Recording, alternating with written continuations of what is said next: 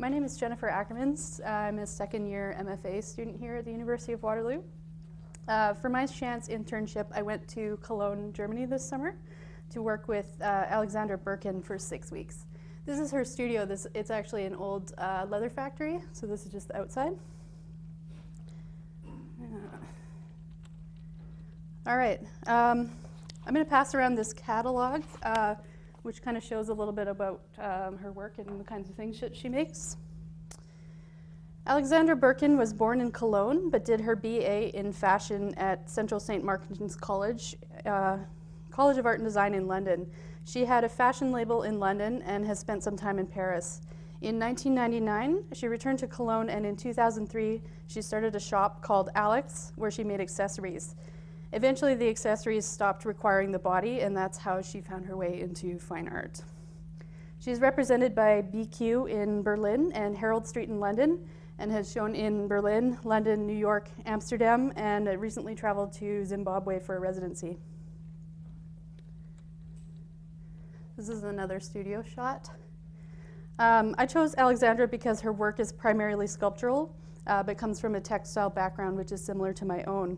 Although her background is in fashion, I did my undergrad in the fiber department at the Alberta College of Art and Design. Materiality plays a big part in her work, which is relevant to my own. She works with many kinds of materials and often combines them in unexpected ways. She uses the nature of the materials she works with to their full advantage and allows that to directly influence the work that she makes. Although Alexandra works in an intuitive manner, she collects things, combines things that have been hanging around the studio to make work. I learned a lot from her, from watching her process in the studio as she worked with the materials, building and combining things, taking a step back to look at it and decide if things should stay or go or needed to be changed or colored in a different way or completely removed.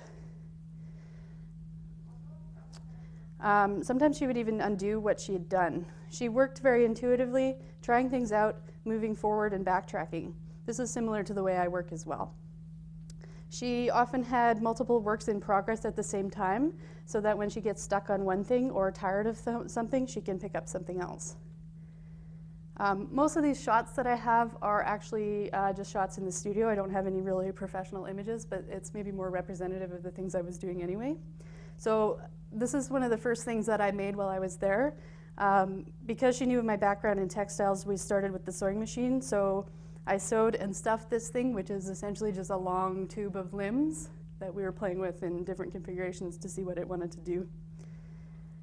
I also did a lot of freeform stitching, making a background for a thread drawing. This is stitching on water-soluble interfacing, which means that it would dissolve when we washed it. So I stitched this piece one section at a time. So it was probably 5 feet by 5 feet. The stitching is done in a way that it will hold itself together when we remove the white backing, when we wash it out. Alex took me along to many different things while I was working with her. This is the foundry where we would get things cast. We went to pick up supplies, to the carpenter to attach the textile drawings to the mounts, to the photographer to have work properly documented, dropped off work at the shippers to send to exhibitions. We went to see exhibitions together. She took me to openings in Cologne. I met some artists and I met people in the arts community in Cologne. Alex also took me with her to the Vienna Biennale. She had worked in an exhibition there. It was really interesting to watch her negotiate with the curator and the museum there because she wasn't happy with how the work was installed. I got to go to the opening for that show as well, and I shadowed her to the events for the artists of the Biennale. This is some of her work. So these are, it's actually a jumper, like a sweater, that she's casted in bronze and patinaed. All right. The real value of the internship, in addition to seeing how Alex managed the day-to-day stuff, was all of the conversations that we had. I got to pick her brain about all kinds of things, asking questions in a casual way that I've never really had that opportunity to do before. We talked a lot about the creative process, what makes good work, good studio habits, rejecting labels, what to do when you get stuck. She told me a story about her friend, Rosemary Trockle, whose advice to her when Alex was stuck was that Rosemary said that she should remake older work because it's not going to come out the same way anyway, and you will pick up threads that maybe you didn't follow the first time around. By the end of my time with Alex, we were working pretty well together. We spent the last couple of weeks cutting this mannequin pattern out of the lead sheeting that she'd bought. The lead sheeting was 1 millimeter thick by 1 meter long by 10 meters long. It almost looked like fabric, which we had originally planned to cut this mannequin pieces out of and sew together to make a full body form, but soon we realized that that wasn't feasible because there was no way it was going to go through the sewing machine. The lead, every time you bent it, you'd get a crinkle in it that would, it was kind of permanent. So we did a lot of problem solving with that, figuring out how to attach it because we couldn't put it through the sewing machine, so rolling the edges. And I actually taught her how to solder, so we were soldering the edges of this to get it to stay together. Yeah, we manipulated the forms, allowing the material to tell us what it wanted to do, and I learned a lot about lead.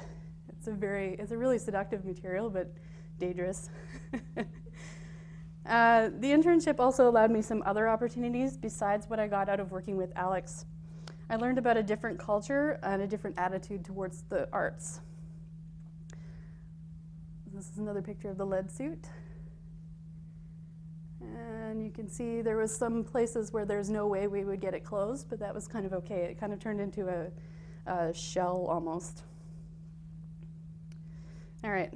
My work personally is mostly about home or longing for home, so traveling was useful. Sometimes you need to go away to learn about where you're from.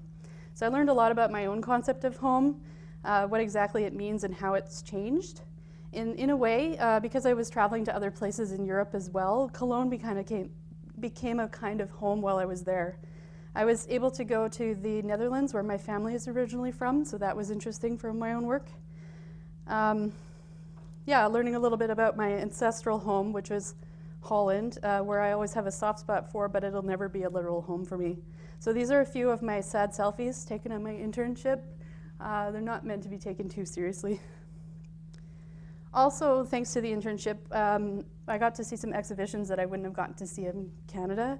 This is Marianne and I at the Venice Biennale. This is actually a photograph of the BGL exhibition in the Canada Pavilion, where they'd set up a Montreal-style dépanneur. It was a little slice of home away from home. So that's it. Thank you.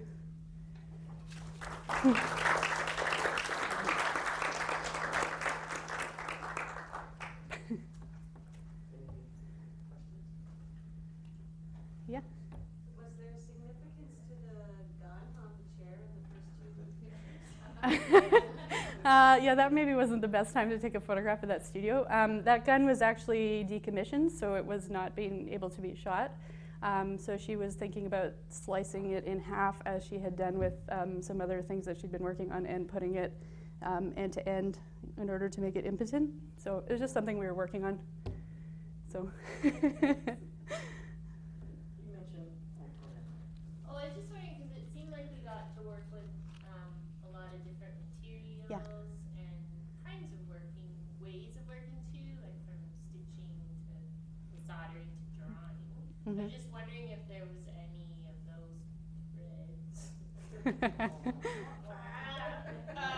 that you're maybe interested to kind of take up in your own work. Well, you were like, oh yeah, because I know some of that existed before coming here. I was just wondering if you're like. I do that anyway, though. I pick up whatever I find useful to what I'm making. So, Right. yeah, I learned a few new techniques, but yeah, most of it just kind of goes into my repertoire, and it will come out when it's useful to me. So, yeah, it was really reassuring to see how she worked in a similar way to me, because I sometimes think that I should stick to one thing or something, you know, but it's maybe not necessary. Yeah. Have you found it more difficult or easier to keep working in your studio now that you're back here? I was really itching to get back into it when I got back, so I've been working ever since. So it was good. It was good for me to miss that space a little bit. Yeah. Yeah. I was just wondering about, like, when you went to shows, was it those type of experiences, what did you think you gained or learned from them? I guess like just to be exposed to them is interesting enough, but did any of that sort of allow you to like take it in and for the future? Yeah, learning that it's important to be diplomatic, but also to stand up for how your work should be shown. The Vienna Biennale was interesting. It was the first year that they had done it. I think there were 7 or 8 venues across the city that had exhibitions going on, but maybe because it was the first time they had done it, I think they were a little concerned about it not having enough bang to it. So they had 3 or 4 pieces, sometimes 5 pieces from each artist, and it was just too close together. So negotiating that, Alex really wanted her work to have a little bit more space between, and the museum was like, well, we'd love to do that, but fire regulations, and so yeah. Yeah, so being diplomatic, but also having to stand up for, or being able to stand up for what your work should be in those kinds of spaces is important.